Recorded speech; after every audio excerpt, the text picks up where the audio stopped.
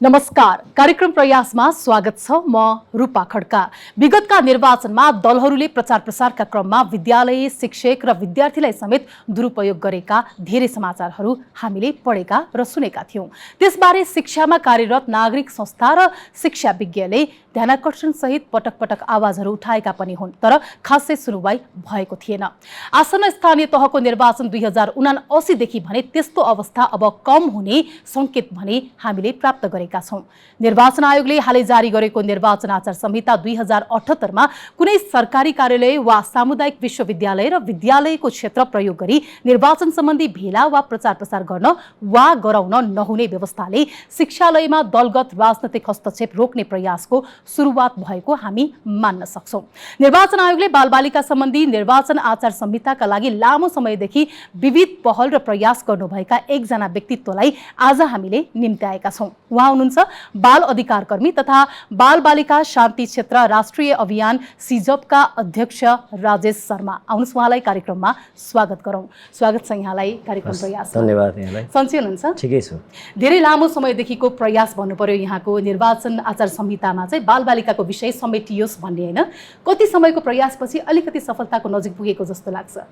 खास गरी हामीले के हेर्नु पर्यो भने अहिले नजिकै आइरहेको निर्वाचनको बेला बालबालिका र विद्यालयलाई प्रयोग गरे भने आचार संहिताको त्यो बर्खिलाप हुन्छ भनेर एउटा हामीले जुन बुदा देख्यौँ, यो चाहिँ हजुरले भने जस्तै यति सजिलै प्राप्त भएको चिज होइन।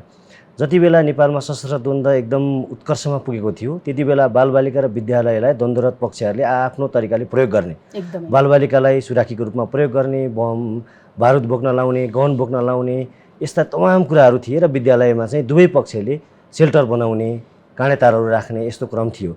त्यति बेलादेखि नै विद्यालय र बालबालिकालाई चाहिँ शान्ति क्षेत्रको रूपमा हामीले अभ्यास गर्नुपर्छ, उनीहरू दुईटै क्षेत्र भनेका शान्ति क्षेत्र हुन् भनेर अभियान चल्यो र नागरिक स्तरबाट बालबालिका शान्ति क्षेत्र हुन् राष्ट्रिय अभियान सुरुवात भयो र त्यसले त्यो अभियानले निरन्तर रूपमा राज्य तथा तत्कालीन विद्रोही पक्षसँग वार्ता गर्दै विद्यालय र बालबालिकालाई जोगाउनुहोस् भन्ने अभियान निरन्तर अगाडि बढ्यो र शान्ति प्रक्रिया सुरु भएर विस्तृत शान्ति सम्झौता सुरु भएपछि विस्तृत शान्ति सम्झौतामा दुवै पक्षले हस्ताक्षर गरेपछि त्यो अभियानले राजनीतिक दलहरूलाई, सबै राजनीतिक दलका प्रमुख व्यक्तिहरूलाई विद्यालय र बालबालिका शान्ति क्षेत्र हुन्, तपाईहरूले कमिटमेन्ट जारी गर्नुहोस् भनेपछि उहाँहरूले सबैले हस्ताक्षर गरेर दिनुभयो। त्यसैमा टेकेर नेपाल सरकारले विद्यालय शान्ति क्षेत्र राष्ट्रिय कार्यढाँचा र निर्देशिका जारी गर्यो। यो 2068 को कुरा हो। त्यसमा टेकेर 2070 सालको चुनावमा तपाईहरूले अब विद्यालय र बालबालिकालाई दलगत हिसाबले मुक्त राख्नुहोस् भनेर फेरि राजनीतिक दलहरूसँग कुरा गर्न सुरु गरियो। निर्वाचन आयोगसँग कुरा गरेपछि निर्वाचन आयोगले 2072 सालमा बनाएको आचार संहितामा बालबालिकालाई प्रयोग नगर्ने भनेर एउटा बुदा मात्रै राख्यो, तर त्यसमा चाहिँ उमेरदेखि लिएर त्यो घटना कुन स्तरसम्म हो भन्ने कुरा खुलेको थिएन। एउटा बुदामा मात्रै बालबालिकालाई प्रयोग गर्न हुन्न निर्वाचन प्रचार प्रसारमा भन्ने थियो। त्यही कुरालाई पनि टेकेर विभिन्न अभियानहरू चल्दै जाँदा 2074 सालको चुनावमा त्यसलाई अझ विस्तृत रूपमा लान प्रयास गरिएको थियो, तर त्यही एउटा बुदालाई पनि टेकेर निर्वाचनमा बालबालिका प्रयोग नगरौँ भन्ने अभियान तलबाट जबरजस्त चल्यो। त्यसपछि आएको सरकारले बालबालिका सम्बन्धी ऐन बनाउँदा 2075 सालमा ऐनमै यो कुरा के लेख्यो भने बालबालिकालाई दलगत हिसाबले सङ्गठित गर्न, भेला गर्न, धरना जुलुस आमसभामा लान हुन्न, त्यो गर्यो भने चाहिँ बालबालिका विरुद्धको कसुर हो भनेर लेख्यो। र अर्को एउटा बुदामा चाहिँ विद्यालयलाई कुनै पनि हिसाबले पठन पाठनमा हस्तक्षेप गर्न र असहज परिस्थिति सिर्जना गर्न पाइन्न भनेर लेखेपछि अनि हामीले फेरि अहिले चुनाव हुन लाग्यो। निर्वाचन आयोगसँग हामी फेरि कुरा गर्न गयौँ। निर्वाचन आयोगसँग कुरा गर्न जाँदा अब त कानुनी हिसाबले पनि हामीले प्राप्त गरिसकेका छौँ, यो कुरालाई तपाईँले निर्वाचन आचार संहितामा राखिदिनुहोस्। हिजो कानुनमा नहुँदा त तपाईँले निर्वाचन आचार संहितामा एउटा बुदा राख्नुभयो, तर अहिले चाहिँ हामीसँग कानुनमै छ भनेपछि तपाईँले यसलाई विस्तृतीकरण हिसाबले राखिदिनुहोस्। जस्तै पहिला बालबालिकाको उमेर 16 वर्ष थियो, पछि संविधान जारी भएपछि त्यो बालबालिकाको उमेर 18 पर्यो, अन्तर्राष्ट्रिय मान्यता अनुसार 18 वर्ष हुनुपर्ने भन्ने कुरा त्यहाँ जोडिएपछि र कानुनमा पनि हामीले बालबालिका र विद्यालयलाई प्रयोग गर्न हुन्न भन्ने कुरा भएको हिसाबले निर्वाचन आयोगले आचार संहितामा यो कुरा समेट्नुपर्छ र यसलाई अलि विस्तृतीकरण गर्नुपर्छ भनेर हामीले निर्वाचन आयोगमा डेलिगेसन गयौँ, कन्सल्टेसन गऱ्यौँ, उहाँहरूसँग छलफल गऱ्यौँ र हाम्रा न्यूनतम मागहरू के हुन् भनेर हामीले राख्यौँ र त्यसमा कानुनले कहाँ के भन्छ र यसले चाहिँ निर्वाचनलाई स्वच्छ बनाउन कहाँ भूमिका खेल्छ भनेर कुरा गरेपछि निर्वाचन आयोग तयार हुनुभयो र यसपटकको आचार संहिता त्यो कुरा अलि विस्तृत हिसाबले विस्तृतीकरण गरेर जस्तै अब बालबालिकाको पनि 18 वर्ष उमेरका बालबालिकालाई चुनाव प्रसारमा प्रयोग गर्न हुन्न भन्ने एउटा बुदा छ। त्यसैगरी अर्को तलको बुदामा चुनाव प्रसार तथा आमसभा धरना जुलुसहरूमा प्रयोग गर्न हुन्न भनेको छ। हेर्दा दुईटा उस्तै लाग्छ, तर एउटा चाहिँ चुनाव प्रचार प्रसार गर्ने भनेको विभिन्न तरिकाले हुनसक्छ। अर्को भनेको स्वयं बालबालिकालाई धरना जुलुस आमसभाहरूमा लाने हुन्छ। यी दुईटै कुरा गर्न पाइँदैन। त्यसै गरी विद्यालयमा पनि कुनै हिसाबले दलगत कार्यक्रम गर्न पाइँदैन भनेर निर्वाचन आचार संहितामा राखेको छ। एकदमै। अब यहाँहरूले आचार संहितामा राख्नको लागि विभिन्न पहल र प्रयासहरू गर्नुभयो केही हदसम्म। अब हामी सफलताको नजिक छौँ। अब त्यो लागू भएको हेर्नको लागि त निर्वाचनको परिवेशलाई पनि हामीले अझ निहाल्नुपर्ने हुनसक्छ। तर यही आचार संहिता पनि कार्यान्वयन पक्ष फित्तलो हुने गरेको छ कतिपय अवस्थामा। अन्य आचार संहितालाई हामीले केलाउने हो भने त्यही नहोला भन्न सकिन्न। अब त्यसको लागि अनुगमनको क्षेत्र कसरी अगाडि बढ्छ? जस्तै हो, स्वाभाविक हो। अब आचार संहितामा हुने बित्तिकै त्यो कार्यान्वयन भइहाल्छ 100% भन्ने हुन्न। तर हामीले त्यसलाई कसरी चाहिँ कार्यान्वयनमा लाने भनेर विभिन्न पक्षहरूसँग छलफल पनि चलायौँ। जस्तै अब हामीसँग यो आचार संहिता अनुगमन गर्नको लागि निर्वाचन आयोगले बनाएकै एउटा संयन्त्र छ। त्यो सँगसँगै राष्ट्रिय मानवाधिकार आयोग छ, राष्ट्रिय बाल अधिकार परिषद छ र नागरिक सङ्घ संस्थाहरू जसले चाहिँ पर्यवेक्षण गर्छन् चुनावलाई अनि अनुगमन गर्छन्। उनीहरूसँग पनि साझेदारी गरेर यो कुरालाई चाहिँ कसरी हुन्छ कम गर्ने, एकदम अन्त्यसम्म चाहिँ बालबालिका प्रयोग नगर्ने सिर्जना गर्ने भन्ने विषयमा सबै सचेत छौँ। र अहिले निर्वाचन आयोगले पनि यो आचार संहिताको 3टा चरणले हेरेको हो। एउटा चाहिँ पहिला सचेत गराउने, स्पष्टीकरण लिने र कारबाही प्रक्रियामा जाने जुन गरिरहेको छ। हामीले सुरुमा देख्न साथ हामीले कुनै विद्यालयमा कार्यक्रम आयोजना गर्नुभएको छ अथवा विद्यालयमा कार्यक्रम आयोजना गर्ने उहाँहरूले कुनै सूचना जारी गर्नुभएको छ भने हामीले तुरुन्त करेक्सन गर्नको लागि आग्रह गर्छौँ। यो विद्यालयमा कार्यक्रम गर्न मिल्दैन। अब बालबालिकालाई लिएर हिँडेको देख्यौँ भने तपाईँहरूले बालबालिका लिएर हिँड्नुभयो, यो चाहिँ गलत हो भनेर उहाँहरूलाई सचेत गराउने। अब त्योलाई उहाँहरूले बलजफ्ती नै गर्नुभयो भने निर्वाचन आयोगमा हामीले आचार संहिता विरुद्धको उजुरी गर्ने त्यस्तो गरेका छौँ। मैले एकछिन यहाँलाई रोकेँ। जस्तो यहाँले सचेत गराउने भनेपछि जुन अवस्थामा कुनै भेलामा कुनै सम्मेलनमा बालबालिकालाई लिएर हिँडिराखिएको छ राजनैतिक उद्देश्यको लागि भने सम्बन्धित व्यक्ति कसैले चाहिँ त्यो विषय देख्ने व्यक्तिले रोक्नु पर्यो होइन? रोक्नु पर्यो भन्दा पनि सचेत गराउनु पर्यो। अब सचेत गराइरहेको बखतमा उहाँहरूले हुन्छ हामी अब आइन्दा गर्दैनौँ भन्नुभयो, त्यसो भने उहाँहरू फेरि स्वतन्त्र हुनुभयो त्यसपछि? अब यसमा हामीले कसरी हेर्नुपर्छ भने बालापन भनेको जिज्ञासु हुन्छ, एकदम क्युरियोसिटी हुने, एकदमै नयाँ चिज खोज्ने हुन्छ। अब चुनावी माहौल भएको बेला हामी वयस्कहरू सबैलाई चाहिँ चुनावले आकर्षित गरेको छ भने बालबालिकालाई गर्नु स्वाभाविक हो। त्यसमा चाहिँ त्यही भएर हामीले के हुन्छ भने बालबालिकाको सर्वोत्तम हित किन भनिएको हो भने अब बालबालिका लयमा अलिकति पार्टीको नजिक झन्डाको नजिक आएको छन् भने वयस्कको दायित्व के हो भने उनीहरूलाई सम्झाइ बुझाइ गरेर पठाउनु हो। तर त्यसरी खुसी भएर आएका सँगै आएका बालबालिकालाई चाहिँ सङ्गठित गरेर झन् प्रयोग गर्ने हिसाबले लिएर गयो भने त्यो एकदम आचार संहिता विरुद्ध मात्रै नभएर बालबालिका विरुद्धको कसुर पनि हो। त्यो पार्टीगत मात्र नहेरेर हामीले अब यहाँ पारिवारिक कुरालाई जोडौँ न त। कुनै बुबा आमा चाहिँ घरमा अब बच्चा बच्ची हेर्ने मान्छेहरू छैन भने अब राजनीतिक भेलामा आफूलाई जान मन छ, आफ्नो इच्छा छ, आफ्नो सन्तानलाई पनि सँगै लानुभयो भने त्यो गलत भयो कि भएन? बालबालिकालाई त्यसरी सँगै लिएर राजनीतिक हिसाबले पार्टीमा लिएर स्वयं बाउ अथवा आमा उम्मेदवार हुनुहुन्छ, दाइ दिदी उम्मेदवार हुनुहुन्छ भने पनि 18 वर्षभन्दा मुनिकोलाई सँगै लिएर जानु, भोट माग्न, प्रचार सामग्री प्रयोग गर्न मिल्दैन। आफ्नै छोरा छ छोरी छ, म उम्मेदवार बाउआमा हुनुहुन्छ, मेरो छोराछोरी त भोट माग्छ नि त मसँग सँगै जान्छ नि भन्न चाहिँ पाइँदैन। किन पाइँदैन भने हाम्रो कानुनले 18 वर्षभन्दा मुनिका बालबालिकालाई तिमी यो पार्टीको हौ, तिमी अर्को पार्टीको हौ भनेर परिचय दिन चाहिँ रोकेको छ। त्यसकारण दलीय हिसाबले नमिल्ने हिसाबले ऊ बालिक नभएसम्म, 19 वर्षको नभएसम्म कुनै हिसाबले पनि राजनीतिक दलमा लाग्न कानुनद्वारा बन्देज छ। त्यसकारण चाहिँ मिल्दैन। त्यस्तो अवस्थामा पनि घरमा कोही राखेर सन्तानलाई त्यहाँ छोडेर बुबा आमा मात्र निस्कनु पर्ने त्यो चाहिँ किन भनिएको बाध्यात्मक नै हो। अब त्यो किन भनिएको हो भने हामीले अहिले कति घटनाक्रम देखेका छौँ नि, वयस्कहरू त पार्टीगत हिसाबले विभाजित भइरहेका आपसमा द्वन्द्व गर्ने, झगडा गर्ने, आरोप प्रत्यारोपमा उत्रने कन्डिसन छ नि। ठुला मान्छेहरू त झगडा गर्छन्, एक आपसमा यत्रो लफडामा लाग्दो रहेछन्, बालबालिकाहरू त त्यसमा झन् आकर्षित हुन सक्छन् र अब द्वन्द्व नै भयो भने वयस्क त भाग्न सक्छ नि, बालबालिका चाहिँ कहाँ भाग्ने त, कसरी जोगिने त? हामी ठुलाहरूको लडाइँमा जहिले पनि बालबालिका पिछेको देखिरहेका छौँ नि। बालबालिकालाई त्यो द्वन्द्वबाट त्यो असरबाट हामीले जोगाउँ। कुनै पनि बालबालिकालाई एउटा यो पार्टीको त्यो पार्टीको एउटा ट्याग नलाउँ, उनीहरूलाई बालापनमै हुर्कन दिउँ भनेर यो कुरा ल्याइएको हो।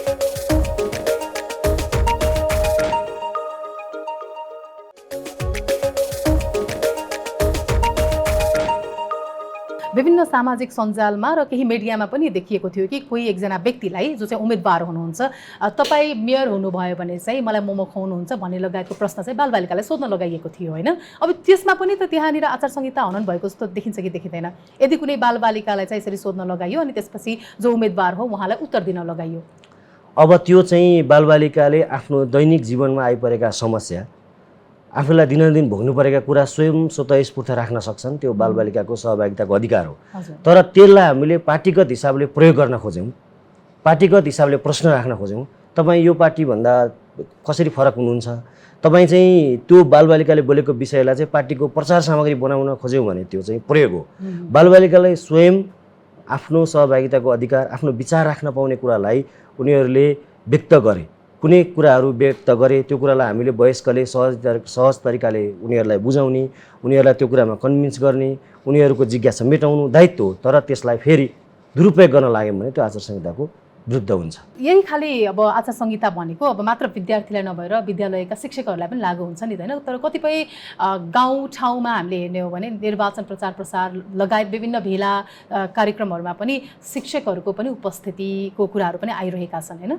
त्यो कुराहरू रोक्नको लागि चाहिँ किन यति कठिनाइ हुन्छ? उहाँहरूले त्यो एउटा आफ्नै मानसिकता विकास गर्न सक्नु भएको छैन कि? किनकि विद्यालय क्षेत्र, बालबालिकाको क्षेत्र भनेको शान्ति क्षेत्र हो, हामी त्योसँग सम्बन्धित छौँ भनेर नबुझ्नु भएको हो कि कहाँनिर समस्या छ?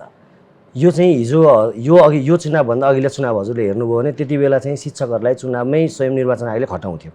यसपटक चाहिँ शिक्षकहरूलाई खटाएको छैन। यो एउटा महत्त्वपूर्ण हामीले प्राप्त गरेको उपलब्धि हो। किन हो भने पहिला शिक्षकहरूले चाहिँ यो राजनीति गर्न हुन्न, शिक्षकहरू सङ्गठित हुनुहुन्न भन्ने कुरा गर्दाखेरि त्यो बायस जस्तो, मत विमति राख्ने जस्तो कुरा भयो।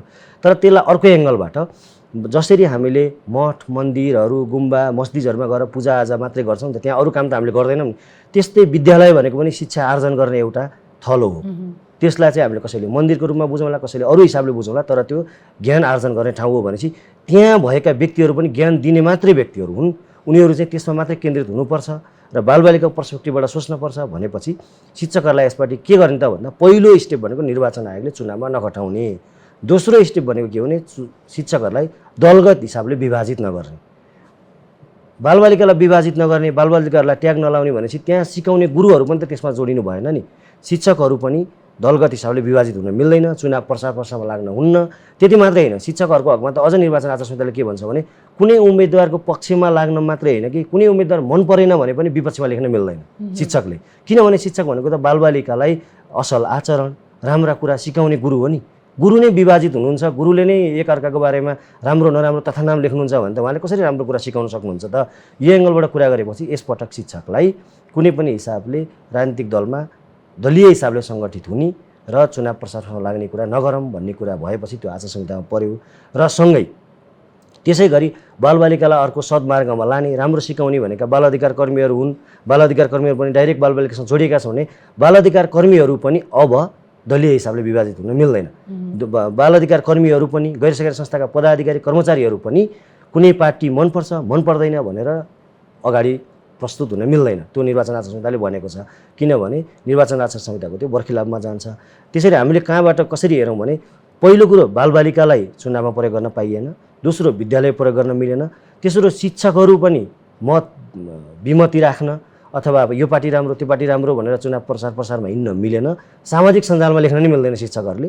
त्यसै गरी गैर सरकारी संस्थाका पदाधिकारी कर्मचारी बाल अधिकार कर्मीहरू पनि विभाजित हुन मिल्दैन, मनपर्छ मन पर्न भन्न मिलेन र सामाजिक सञ्जाल प्रयोग गरेर पक्ष विपक्षमा लेख्न पनि मिलेन।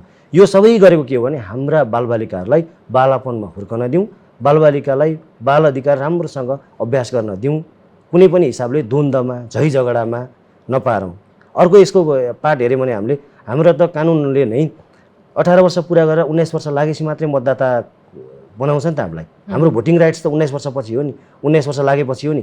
किनभने त्यति बेला बालिग हुन्छौ, तिमीले राम्रो पार्टी रोज्न सक्छौ, पार्टीको बारेमा विचार दिन सक्छौ, तिमी सङ्गठित हुन सक्छौ, भेला हुन्छ, तिमी भेला हुन सक्छौ, तिमी आफ्नो विमति राख्न सक्छौ, प्लेकार्ड बोक्न सक्छौ, अनेक हिसाबले तिमी वयस्क एउटा बालिगले जे गर्न सक्छौ तिमी गर्न सक्छौ। त्यसकारण तिम्रो मतदाता चाहिँ बालिग भएपछि मात्रै राखिएको भनेको हो नि। भने जुन कुरामा हामीले डाइरेक्ट मत दिन पाउँदैनौँ त्यही कुरा व्यक्तिहरूलाई चाहिँ हामीले विभाजित गर्न मिल्छ त? मिल्दैन नि। भनेपछि उनीहरूलाई मात्रै विभाजित नगर्ने होइन कि उनीहरूसँग डाइरेक्ट जोडिएको चिजलाई पनि हामीले एकचोटि जोगाउँ भनेर शिक्षक, विद्यालय र बाल अधिकार कर्मीहरूलाई पनि यसपटकको आचार संहिता लागेको। यहाँहरूले गर्नुभएको जुन प्रयास थियो त्यो परिवर्तनको लागि एउटा सम्भाग पनि बन्न सक्छ, निकै सराहनीय पनि छ।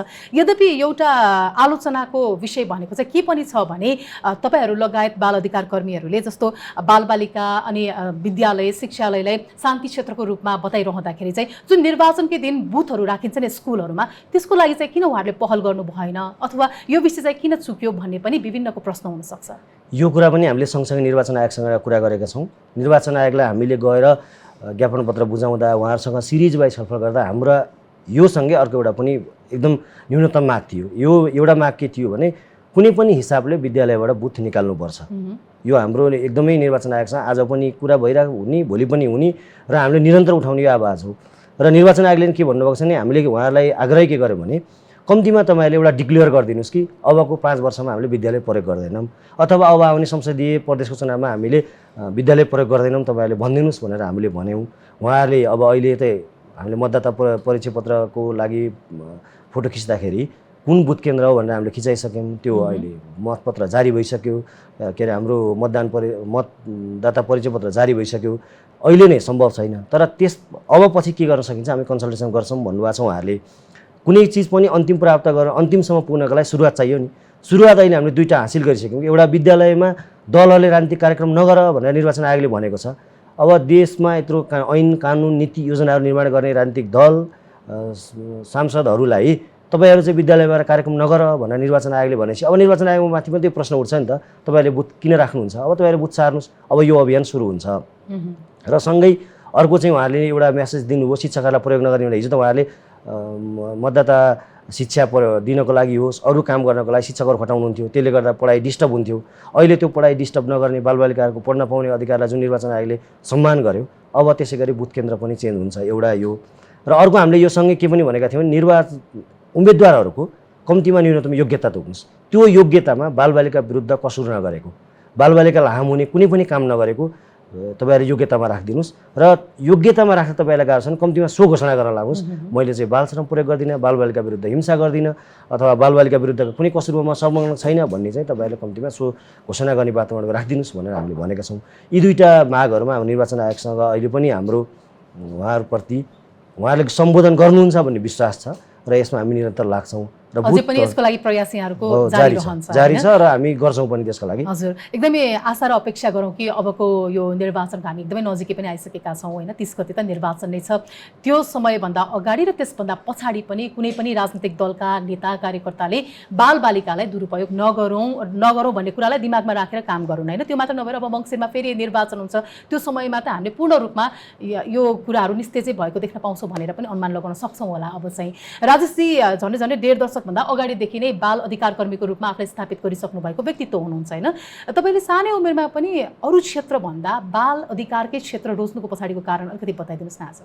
जस्तै मलाई चाहिँ एकदम जहिले नै छुने विषय भनेको म आफू बालापनमा जसरी हुर्केँ योभन्दा अझ बेटर तरिकाले, अझ राम्रो तरिकाले हुर्कन पाएको भए, जुन खालको शिक्षा, जुन खालको स्वास्थ्य, जुन खालको हेरचाह पाएँ त्योभन्दा अझ राम्रो पाएको भए चाहिँ मेरो दिमाग कस्तो हुन्थ्यो होला, म कहाँ पुग्थेँ होला भन्ने मलाई जहिले पनि प्रश्न उठ्छ। त्यो कुरालाई चाहिँ व्यवहारमा लागू गर्नलाई अब मैले त प्राप्त गर्न सकिनँ भने मैले अरूको लागि त केही न केही गर्नुपर्छ। त्यो भनेको त के हो भने हाम्रो जति नेपालको झन्डै आधा जनसङ्ख्या ओगटेका बालबालिकाहरूको लागि के गर्न सक्यो भने त आखिरमा देशको सब नागरिक बन्छ। हामी गरिबीबाट पछौटेपनबाट बाहिर आउन सक्छौँ। आज हामी विदेश जाँदाखेरि हामीले के भन्छौँ भने हाम्रो देशको परिचय दिँदा तिम्रो देशमा बाल विवाह छ, तिम्रो देशमा बाल श्रम छ, तिम्रो देशमा कुरीतिहरू छ भन्ने जुन प्रश्नहरू छन् ती प्रश्नहरू त हामीले बिस्तारै हटायौँ भने त हाम्रो देशको राम्रो परिचय बन्छ नि। त्यो परिचय बन्नको लागि एउटा नागरिकले पनि एउटा भूमिका खेल्न सक्छ। जस्तै बाल विवाह अन्त्यमा हामी संलग्न हुन सक्छौँ, बाल श्रम अन्त्यमा हामी संलग्न हुन सक्छौँ, बालबालिकाको अरू अधिकारहरूमा हामी संलग्न भयौँ र त्यसलाई परिवर्तन गऱ्यौँ भने त म एउटा राम्रो देशको नागरिक हुँ। मेरो देशमा पछौटेपन छैन, मेरो देशमा गरिबी छैन, मेरो देशमा चाहिँ विकृति छैन, मेरो देशमा चाहिँ बालबालिकामाथिको हिंसा छैन भन्न पाउँदा मेरो छाती कति गर्विलो हुन्छ, कति ढुक्क फुल्छ। हो यो कुरा गर्नको लागि त मैले पनि त केही न केही गर्नुपर्छ नि भनेर मैले मेरो अबको करियर के हो त, मैले के गर्नुपर्छ त भन्ने सोच्दा यो चाहिँ बाल अधिकारमा केन्द्रित हुनुपर्छ। त्यो पनि कस्तो भने स्वयं बालबालिकाहरूलाई कसरी सङ्गठित गर्ने, बाल क्लबहरू कसरी बनाउने, उनीहरू बालबालिकाहरूकै विचार कसरी सुन्ने, बालबालिकाको विचार चाहिँ नीति निर्माण तहमा कसरी लाने, नीति निर्माण तहमा नीति योजना र कार्यक्रम बनाउनेहरूले बालबालिकाको विचार सुनेर कसरी चाहिँ त्यस्ता खालका नीति योजना कार्यक्रमहरू बनाउने र बालबालिका र ती सरकार पक्षहरू बिच चाहिँ कसरी अन्तर्क्रियाहरू गर्ने, कसरी एकअर्कामा चाहिँ घुलिन बनाउने भनेर निरन्तर काम गर्दै गएँ। सँगसँगै बालबालिका विरुद्ध हुने खालका विभिन्न खालका हिंसा दुर्व्यवहार यस्तो बिरुवाहरू विरुद्ध पनि कसरी लाग्ने भनेर विभिन्न कार्यक्रमहरू अगाडि गर्दै गएँ। एक लाइनमा भन्नुपर्दा चाहिँ हाम्रो बालापन भन्दा बेटर बालापन पछि आउने पुस्ताले प्राप्त गरोस् र त्यसको भविष्य भनेको देशसँग पनि देशसँग जोडिन्छ। एकदमै विशेष गरेर हुन्छ नि तपाईँ त अब यही अघि हामी जति पनि कुरा गऱ्यौँ नि निर्वाचनसँग सम्बन्धित बालबालिकाको क्षेत्रलाई कसरी समाहित गर्ने समावेश गर्ने भन्ने कुरामा पनि विभिन्न जिल्लाहरू जानुभयो तपाईँ। कुनै त्यस्तो क्षेत्र छ जहाँ चाहिँ बालबालिकाको साँच्चै विकास भइसकेको रहेछ, बाल अधिकारको क्षेत्र चाहिँ हामीले जसरी अगाडि तपाईँहरूले विभिन्न अभियानहरू सुरु गर्नु पर्थ्यो भने त्यो अभियानको प्रारूप त्यहाँ देख्न सकेको त्यस्तो कुनै ठाउँ छ हामीलाई भन्न सक्नुहुन्छ? जस्तै यसको त राम्रो उदाहरण के हो भने हजुरले विगतका चुनावहरू हेर्नुभयो भने चुनावमा एकदमै जुलुस बालबालिकाको हुन्थ्यो। स्कुलमा कार्यक्रम हुन्थ्यो, स्कुलको ड्रेसमै हुन्थ्यो। जस्तै हामीले धेरै टाढा जानु पर्ने, अस्ति एमसीसी विरुद्धको आन्दोलनमा स्कुल ड्रेसमै ल्याएर कार्यक्रम गर्नुभयो राजनीतिक दलले। हामी राजनीतिक दलसँगै गएर उहाँसँग कुरै गर्न गयौँ उहाँको पार्टी अफिसमा गएर तपाईँले यो कारणले चाहिँ यसरी बालबालिका ल्याउन मिल्दैन भन्यो।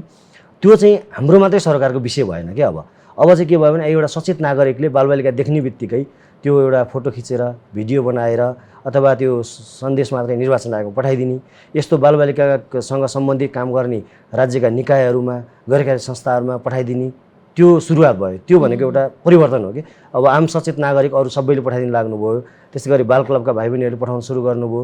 अरू व्यक्तिहरू पनि यो चाहिँ गलत रहेछ है भन्ने बुझ्नु। यो भनेको सब गरेर सबैले काम गरेर आएको एउटा सबैको प्रयास सफल भएको उदाहरण हो। त्यस्तै अर्को चाहिँ बालबालिका विरुद्ध कुनै पनि खालका समस्याहरू सिर्जना भयो भने अब बाल हेल्पलाइनहरूमा कसरी सम्पर्क गर्ने, कसरी चाहिँ त्यो बालबालिकालाई त्यहाँबाट मुक्त गराउने भन्ने जागरणहरूदेखि अहिले हामीले देख्छौँ। त्यो पनि एउटा सफल भएको हो। र हामीले सिधा एकदम बुझ्ने भाषामा कुरा गर्नुपर्दा बालबालिका विरुद्ध अहिले कुनै पनि खालको घटना घट्यो भने यो कहाँ भन्ने, कति छिटो यसलाई बाहिर ल्याउने, किन चाहिँ नलुकाउने, होइन लुकाउँदा के असर गर्छ भन्ने विषयमा छलफल सुरु भयो नि त। लुकाउनु हुँदैन, लुकायो भने चाहिँ यसले असर गर्छ है, झन् छिटो चाहिँ यसलाई बाहिर ल्याउँ, यसलाई कानुनी प्रक्रियामा लैजाउँ भनेर सबै मान्छेहरूले भन्ने त्यस्तो क्रम सुरु भएको छ। र अहिले अस्ति म जिल्लाहरू गइरहँदा पनि अब कुनै जिल्लामा बालबालिकालाई राजनीतिक दलले कार्यक्रममा लिएर जानुभयो भने अरूले यो ल्याउनु हुँदैन भनेर भनेको घटनाक्रमहरू पनि देखियो। अब त्यहाँ कसैले लिएर आउनुभयो, जस्तै अब ट्र्याक्टरमै लिएर हिँडेको पनि एउटा घटना भेट्यो।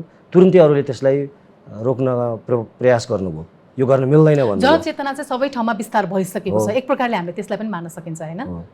अब यो चाहिँ अझ यसलाई व्यवहारमा हामीले लागू गर्नको लागि चाहिँ आचार संहिता विरुद्ध भयो यो भनेर उजुरी गर्ने प्रक्रिया र निर्वाचन आयोगले चाहिँ साँच्चीकै यो आचार संहितालाई कार्यान्वयन गर्नलाई एक दुईवटा कारबाही गरेका उदाहरण, सचेत गराएका उदाहरणहरू उहाँले प्रस्तुत गर्नुभयो।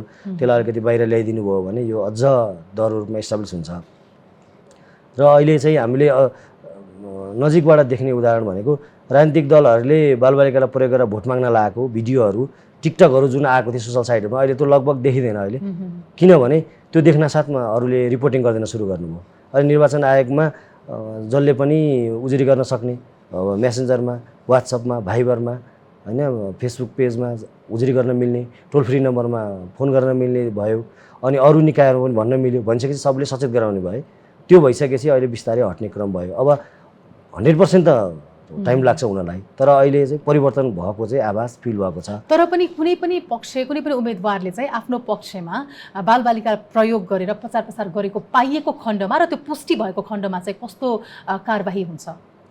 अब त्यो बालबालिकालाई उहाँहरूले त्यसरी प्रयोग गर्नुभयो भने त अन्तिम उपाय त अन्तिम अप्सन भनेको निर्वाचन आयोगले उम्मेदवारी खारेजीसम्म हुने भनेको छ होइन। अब पहिला त सचेत गराउँछ, स्पष्टीकरण लिन्छ र उहाँले अटेरी गर्नुभयो, पटक भन्दा मान्नु भएन भने त उम्मेदवारी खारेज हुने। त्यो यो हामीले के बुझ्यौँ भने जस्तै अरू आचार संहिता उल्लङ्घन गर्दा जे हुन्छ बालबालिका र विद्यालय प्रयोग गर्दा पनि त्यसरी नै कारबाही हुन्छ।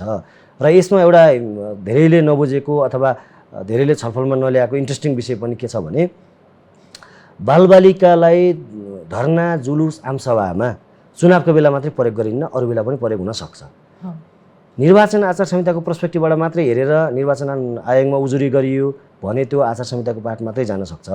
तर बालबालिकालाई धरना, जुलुस, आमसभामा लिएर हामीले जाँदैछौँ, कुनै व्यक्तिले त्यो इभिडेन्स कलेक्ट गरेर बालबालिका विरुद्धको कसुरको रूपमा जाहेरी दियो भने त्यो यहाँ चाहिँ कारबाही हुन्छ। त्यो तपाईँको अरू घटनामा जस्तै बालबालिकालाई पिटेको, बालबालिका बेचबिखन गरेको, बालबालिकालाई अरू खालका हिंसा गरेको जस्तै गरी त्यसमा पनि कारबाही हुन्छ। बालबालिकालाई धरना, जुलुस, आमसभामा प्रयोग गरियो अथवा दलगत हिसाबले सङ्गठित गरियो भने त्यो चाहिँ हाम्रो बालबालिका सम्बन्धी ऐन 2075 को दफा 66 मा त्यस्तो कानुन त्यस्तो व्यवहार गर्नेलाई बालबालिका विरुद्धको कसुर हुनेछ भनेर बालबालिका विरुद्धको हिंसा हुने भएको मानिनेछ भनेर लेखेको छ। त्यो गर्यो भने 75,000 जरिवाना र 3 वर्षसम्म कैद हुन्छ। त्यो चाहिँ तपाईँको जसले प्रयोग गर्नुभएको छ उहाँ, चाहे त्यो उम्मेदवार होस् चाहे अरू व्यक्ति होस्, जसले प्रयोग गर्नुभएको छ उहाँलाई त्यो कारबाही हुन्छ। र हामीले के बुझौँ भने अब बालबालिका विरुद्ध कसुर गरेको भनेर जब मुद्दा पर्छ नि, उम्मेदवार त स्वतः खारेज भयो, उहाँ त अरू हिसाबले राजनीतिक हिसाबले नियुक्ति गर्ने अरू ठाउँमा गएर उम्मेदवार हुने त उहाँको त योग्यता त मिलेन, उहाँको त मिल्दैन नि, योग्यतै रहन्न नि। भनेपछि हामीले अर्को एङ्गलबाट के बुझौँ, यो आचार संहिताको पर्सपेक्टिभ मात्र होइन, हाम्रो कानुनले नै बालबालिका विरुद्धको कसुर मानेको छ बालबालिकालाई धरना जुलुस आमसभामा प्रयोग गर्न र दलीय हिसाबले सङ्गठित गर्न। बालबालिका विरुद्ध कसुर हुनेछ भनिसकेपछि त जोसुकैले पनि प्रमाण जुटाएर जाहेरी हालिदिन सक्छ नि, जाहेरी राखिदियो भने त उहाँलाई त कारबाही हुन्छ।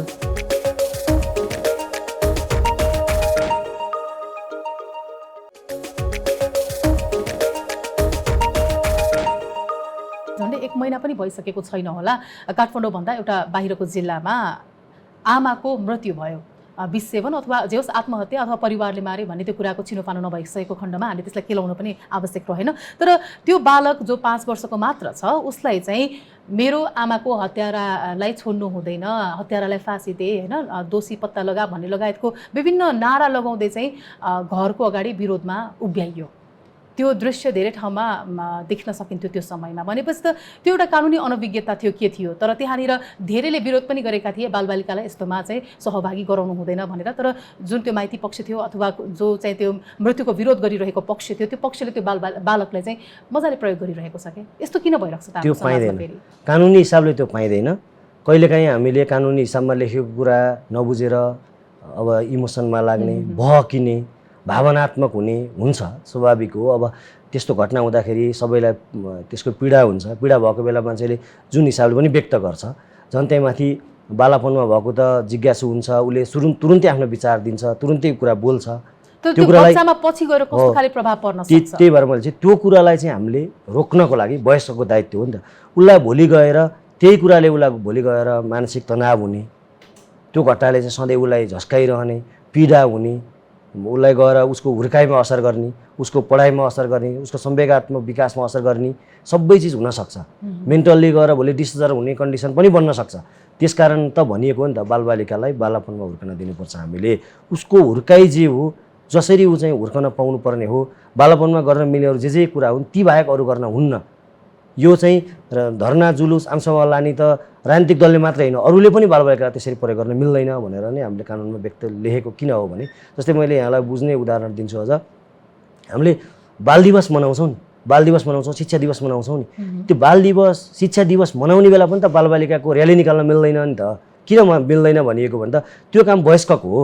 बालबालिकाले त बाल दिवस मनाउने अथवा शिक्षा दिवस मनाउने अथवा अरू हिसाबले दिवस मनाएर आफ्नो खुसी व्यक्त गर्ने कुरा पनि बालबालिकाले केबाट गर्छन्? चित्रबाट गर्न सक्छन्, विचारबाट गर्न सक्छन्, लेखेर गर्न सक्छन्, अरू हिसाबले सङ्गठित भएर गर्न सक्छन्। तर वयस्कको जस्तो प्ले कार्ड बोकेर सडकमा हिँड्ने, र्याली निकाल्ने गर्न सक्दैनन्, त्यो गर्न हुन्न। त्यस्तो गर्ने कन्डिसनमा पनि हामीले बालबालिकालाई कहाँ कहाँ असर गर्न सक्छ, बालबालिकालाई तत्कालै पर्न सक्ने जोखिमहरू के हुन्, बालबालिकाको त सर्वोत्तम हितमा छ कि छैन भन्ने आकलन गरेर मात्रै त्यस्ता कार्यक्रमहरू गर्नुपर्छ भनेर कानुनमा लेखिएको हो। किनभने जुन काम चाहिँ वयस्कले गर्ने हो, वयस्कले गर्ने काम बालबालिकाले गर्दाखेरि त जोखिम हुनसक्छ। बालापनबाट हामी माथि गएर एकैचोटि वयस्क हुन सक्दैनौँ नि त, हाम्रा त त्यसका चरणहरू छन्। त्यो भनेर नै त्यस्तो कार्यक्रमहरूमा त बालबालिकालाई सब त्यसरी धरना जुलुसमा लान मिल्दैन भनिएको छ भने यसरी चाहिँ नारा लाउने, यो प्रतिकार गर्ने, त्यो गर्न त मिल्दैन। बाल अधिकार कर्मीको आँखामा चाहिँ एउटा त्यस्तो समाज जहाँ चाहिँ बाल हक अधिकार सुनिश्चित भएको छ, त्यस्तो खाले समाज भनेको त्यहाँ के हुनुपर्छ? जस्तै त्यहाँ चाहिँ पहिलो कुरा भनेको बालबालिकालाई बालापनमा हुर्कने अवस्था सिर्जना हुन्छ। दोस्रो, बालबालिका विरुद्धका हिंसाहरू, हामी हिंसा भनिसकेपछि सामान्य कुरा भनेर जुन घर परिवारमा यो त सामान्य हो भन्छौँ नि, पिट्ने कुरा, गाली गलौज गर्ने कुरादेखि लिएर अरू खालका हिंसाहरू नहुने सिर्जना हुने, बालबालिकाका विचारहरू सुन्ने। हामीले अर्को एङ्गलबाट के भन्न सक्छौँ भने बालबालिका कुरा सुनेर हामी सबै कहाँ कुरा गर्न सक्छौँ भन्छौँ। बालबालिकाले राखेका कुरालाई कन्भिन्स गरेर उनीहरूलाई चाहिँ त्यो कुरा चाहिँ सही रहेछ गलत रहेछ भन्ने बनाउन सक्ने पनि अभिभावकको दायित्व हो, एउटा वयस्कको दायित्व हो। बालबालिकाका विचारहरूलाई सम्बोधन गर्नुपर्ने। त्यसै गरी बालबालिकालाई राम्रो शिक्षा, राम्रो स्वास्थ्य प्राप्त गर्ने, र जोखिममा परेका बालबालिकाहरूलाई तुरुन्त हामीले जोखिमबाट मुक्त गर्न सक्ने मेकानिजम यी भयो भने चाहिँ साँच्चीकै एउटा बालबालिकाको लागि राम्रो समाज राम्रो देश भएको मानिन्छ। जस्तै अहिले पनि हामीसँग कति परिवर्तन भएको छ नि त। कुनै बालबालिकालाई एउटा जोखिम परेको देख्यो भने हामीले कहाँ फोन गर्ने भन्दा हामीसँग त कम्तीमा 2-4 हटलाइनहरू छन्। अब त्यसले तुरुन्त रेस्पोन्स गर्छ। अब उसले रेस्पोन्स गरिसकेपछि कस्तो स्थिति बन्छ भन्ने कुरा अर्को वेमा जान्छ। कुराकानीलाई मैले एकैछिन रोकेँ। कार्यक्रम प्रयास नै हेरिरहनुभएका कतिपय दर्शकहरू हुनुहुन्छ होला जसले चाहिँ आफ्नो नजिक बाल अधिकार हनन भइरहेको देखिरहनु भएको छ होला। यद्यपि उहाँहरूलाई हेल्पलाइनको बारेमा त्यति धेरै ज्ञान नहुन सक्छ होइन। त्यस्तो अवस्थामा उहाँले कता फोन गर्ने, कति नम्बर डायल गर्नुपर्छ बताइदिनुहोस्।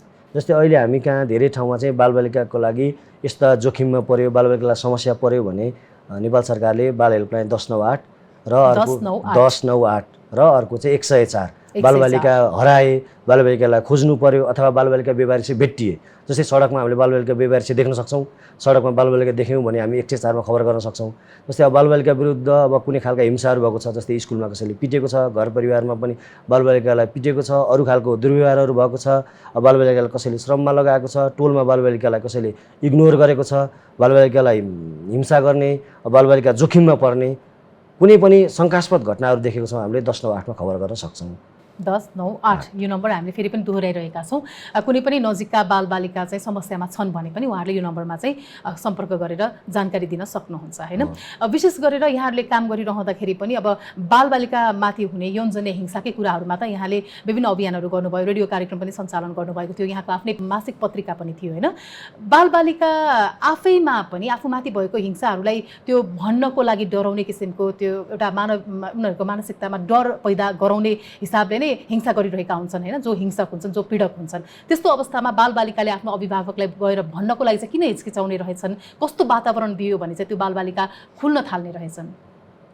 बालबालिकामाथि हिंसा हुने भनेकै शक्ति नाता र सम्बन्धलाई प्रयोग गरेर हुन्छन् होइन। धेरै त्यसरी नै भएको छ। चाहे त्यो अभिभावकको कुरा होस्, चाहे शिक्षकको कुरा होस्, चाहे अर्को समुदायका अरू व्यक्तिहरू होस्, शक्ति सम्बन्ध र नाता जोडिन्छ।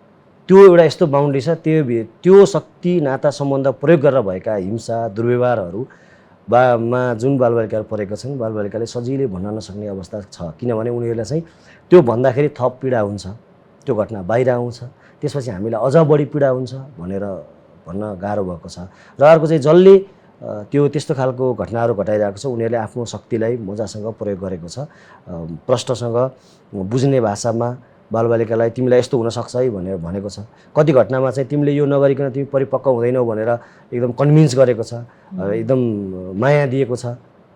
त्यस्तरी त्यो हिंसाहरू भइरहेको हुन्छ। अनि त्यो कुरालाई चाहिँ बालबालिकाले बुझ्न नसकेको कारणले उनीहरू भन्न सकिरहेका हुन्नन्। एउटा अर्को चाहिँ भन्नका लागि विश्वासिलो वातावरण सिर्जना भएको हुन्न।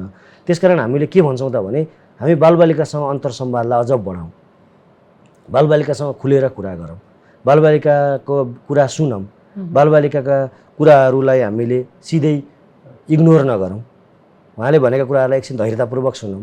उहाँले बालबालिकाहरूले भनेका कुराहरू साँच्चीकै हामीले चाहिँ त्यो कुराहरूलाई लिएर कसरी अगाडि जानुपर्छ भन्ने विषयमा हामी छलफल गरौँ। र हामीलाई चाहिँ त्यो विषयमा कहीँनिर पनि अलिकति शङ्का छ भने हामीले अरूसँग यो कुराहरू सेयर गरौँ।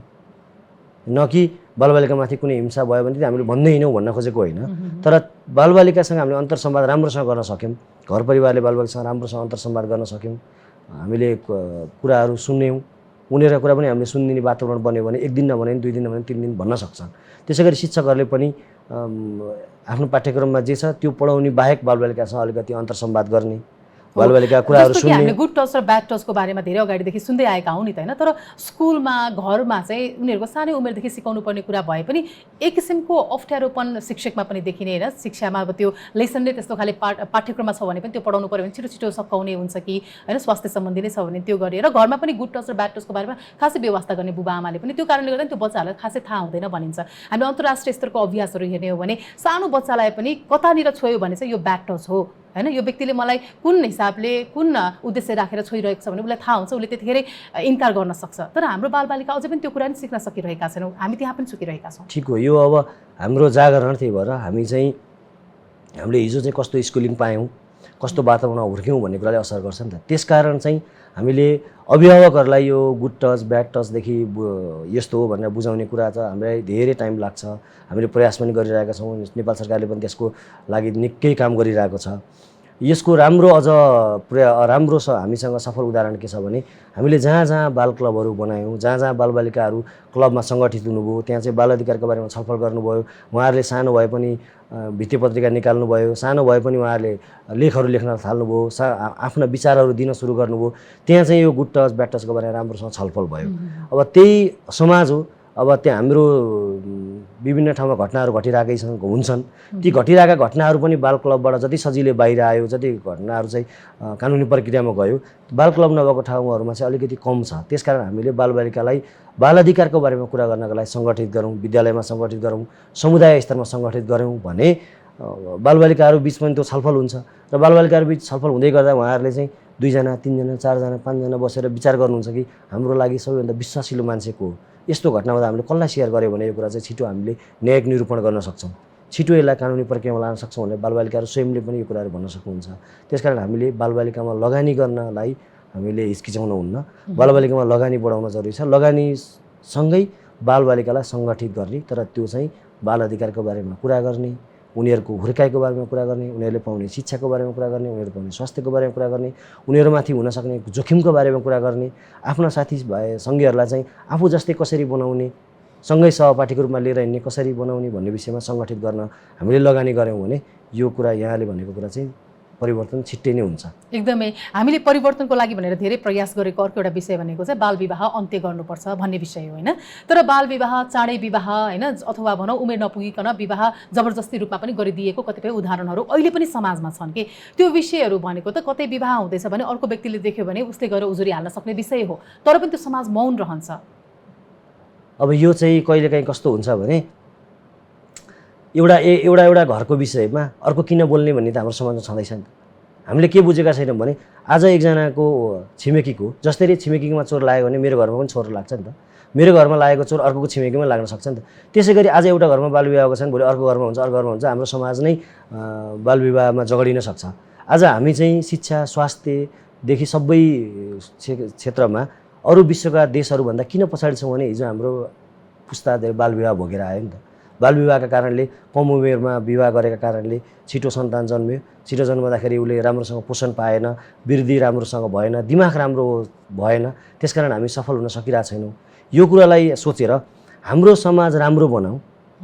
हाम्रो समाजमा चाहिँ किन तपाईँले त्यो भारी बोक्नुहुन्छ कि तपाईँको समाजमा चाहिँ विकृति छ। अर्काले त प्रश्न उठाइदिन्छ नि त, ए तिम्रो समाजमा चाहिँ बालविवाह हुन्छ, तिम्रो समाजमा कम उमेरमा बिहा हुन्छ, तिमी चाहिँ कस्तै बालविवाह गर्ने, कम उमेरमा गर्ने, सानो छोराछोरी देख्नु पाएको छैन बिहे गरिदिइहाल्छौ भने त्यो अब्जस किन लिनुहुन्छ। त्यो अब्जस नलिनका लागि त्यस्तो घटना छ हुन लागेको छ भने सम्झौँ, बुझौँ र त्यसलाई कानुनी प्रक्रियामा लगाउँ। र अहिलेको हाम्रो कानुनले बालविवाह गराउने जोसुकैलाई पनि कारबाही हुन्छ, पण्डितलाई पनि कारबाही हुन्छ, लम्मीलाई पनि कारबाही हुन्छ, बाबुआमालाई पनि कारबाही हुन्छ। र कहिलेकाहीँ उमेरको अपरिपक्वताका कारण या भनौँ एक अर्का किसिमको त्यो इन्फ्याचुएसनकै कारण पनि बालबालिका आफै नै भागी विवाह गर्ने होइन, एक अर्का बिना बाँच्न सक्दिनँ भन्नेसम्मको स्थितिमा पुगेर चाहिँ भाग्ने अथवा परिवारले फिर्ता ल्याएको खण्डमा पनि उनीहरू आत्महत्यासम्म गर्न सक्ने स्थितिमा चाहिँ कसरी त्यो अभिभावकले भूमिका खेल्ने, कसरी त्यो बालबालिकाहरूलाई सम्झाउन सकिन्छ त? अब बालापन मैले भनेको छु, बालापन चाहिँ एकदम उत्सुक हुन्छ। मैले चाहेको जे पनि प्राप्त गर्नुपर्छ भन्ने बालापनमा हुनुहुन्छ। त्यो सबैमा हुँदैन, कसैमा चाहिँ एकदम जिद्दी स्वभाव हुन्छ, म यो गर्छु भन्ने हुन्छ। तर त्यो चाहिँ के बुझ्नु पऱ्यो भने एकछिनको हो। त्यसलाई हामी वयस्कहरूले राम्रोसँग सम्झाएर त्यो गर्दाखेरि जोखिम के हुनसक्छ। जस्तै हामीले घाँटी हेरेर खान्छौँ नि त खानेकुराहरू, एकैचोटि हामी ठुलो हड्डी निल्न सक्दैनौँ। माछा खानु पऱ्यो भने हामीले काँडा निकालेर खान्छौँ, किनभने घाँटीमा घोच्छ नि। हामीले त्यो सचेतता दिन सकेको छौँ नि।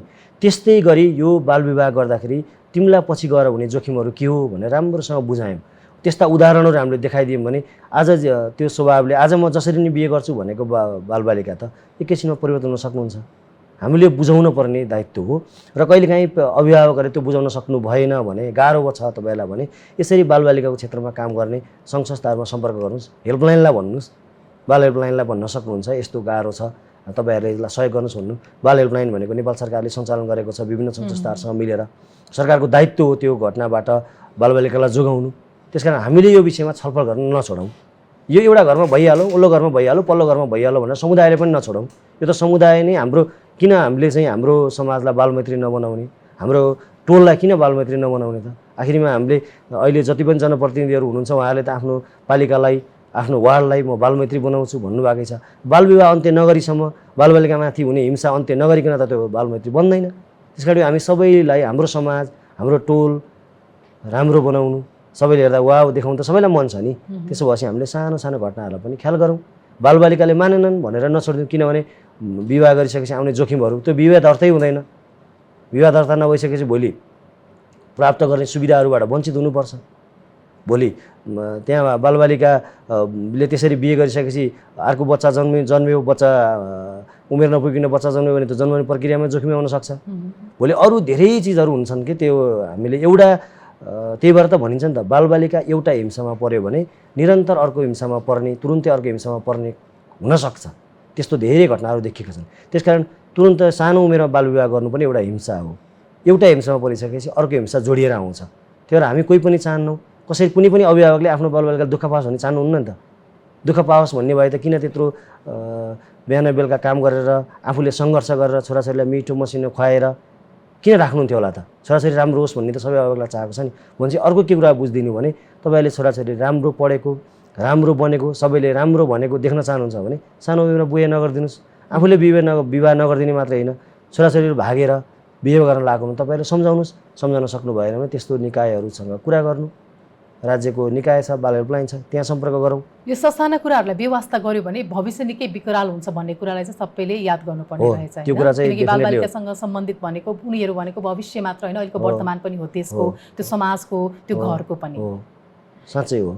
एकदमै राजेशजीसँग हामीले बालबालिकाको विभिन्न क्षेत्रहरू छोइरहँदाखेरि हामी त अहिले अब आसन्न निर्वाचनको नजिक नै छौँ होइन, त्यो कारणले गर्दा पनि स्थानीय तह निर्वाचनमा विशेष गरेर अब राजनीतिक दलहरूले बालबालिकालाई कुनै पनि हिसाबले प्रचार प्रसारमा सहभागी गराउनु भएनदेखि लिएर बालबालिकासँग सम्बन्धित आचार संहिता उहाँहरूले मान्नुपर्ने पनि अवस्था छ।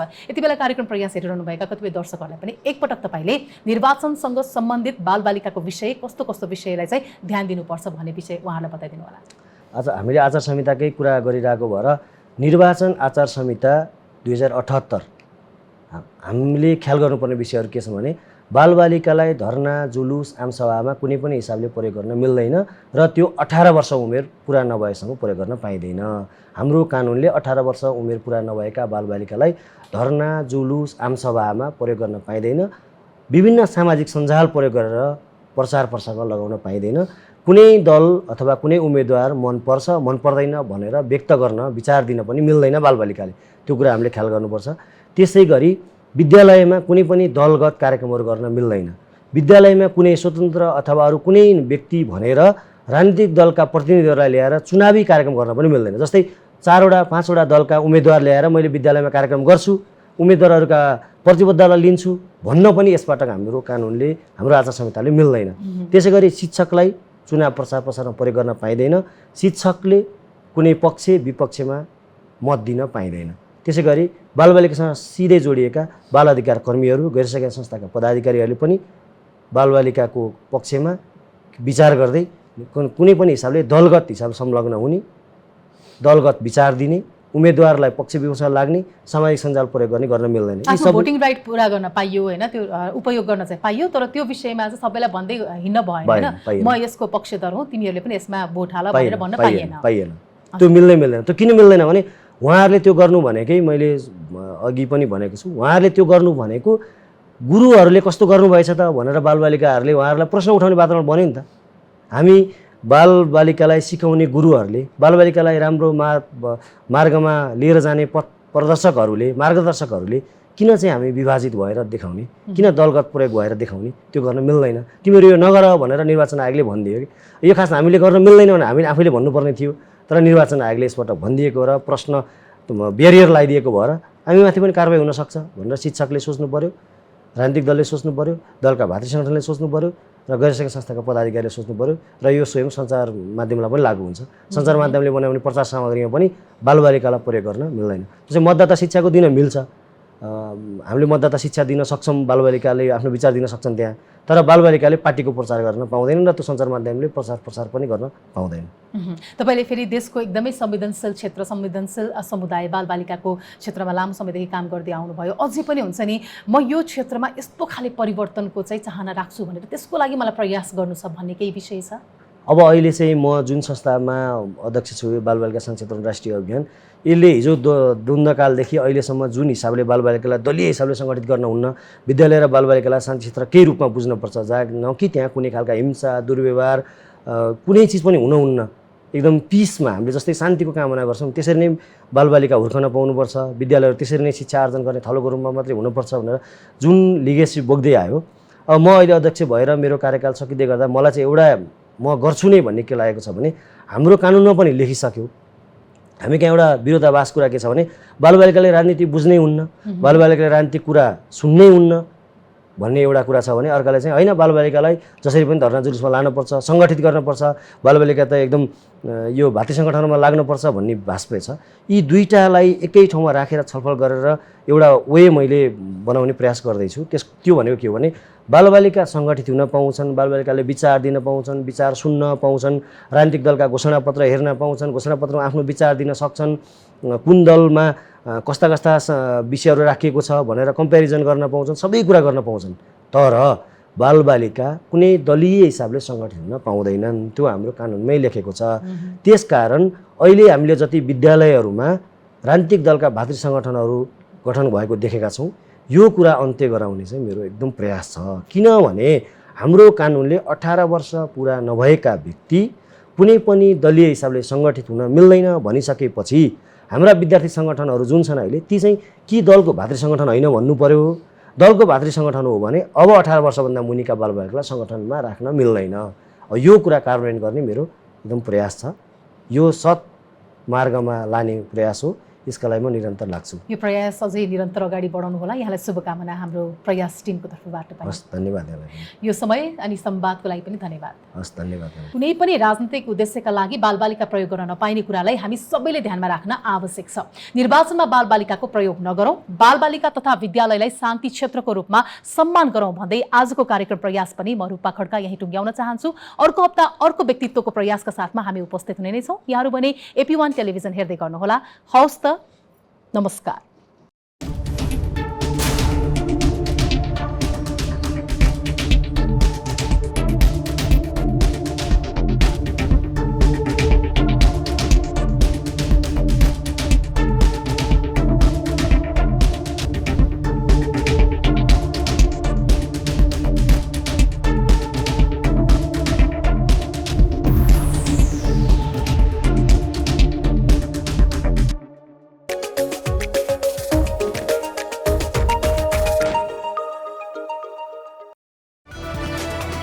It's an AP1 presentation.